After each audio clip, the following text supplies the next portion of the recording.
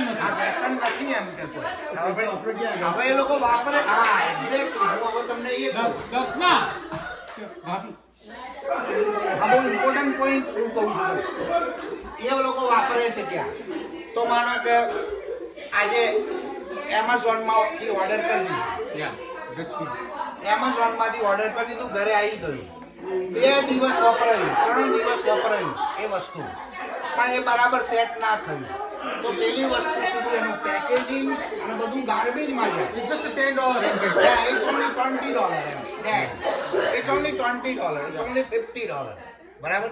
બીજી વસ્તુ હોય, આ તો ડેડ ગાર્બેજમાંથી કાઢીને પાછો ગરાજમાં મૂકે. ડેડ આપણે એમ કે રિટર્ન થતું હોય તો થાય. ડેડ એમને તો ગાર્બેજ કરી જ દીધું હોય, પણ ડેડ ગાર્બેજમાંથી કાઢી પેલું બોક્સમાં મૂકી અને પાછો ગરાજમાં મૂકી રાખે.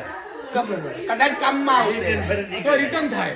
ના ના અરે આવ્યું કે ના આવ્યું જવા દો તમે. એટલે ગરાજમાં મૂકે દે. તમે મારી વાત સાંભળો. ડેડ ના બરાબર. તમે હજુ યાર સમજી ગયો. આ નેક્સ્ટ પેઢીમાં ઘર ઘરમાં પ્રોબ્લેમ છે. તમે સમજો. આ એકના ઘરે નહીં, ઘર ઘરે આ પ્રોબ્લેમ. હવે બીજું તરત એમનો પેલું એ શું કે ભાઈ સેવિંગ સ્ટ્રેટેજી. એમ કહ્યું કે ભાઈ $10,000 થયા, તો આ વખતે 10,000 ના ચેક આવ્યા તો 20,000. એ પહેલા પ્લાન હોય કે ભાઈ મારે ઈસ્ટર્ન યુરોપ બાકી છે. ઈસ્ટર્ન યુરોપ બાકી છે. બધા માટે નહીં પણ અરે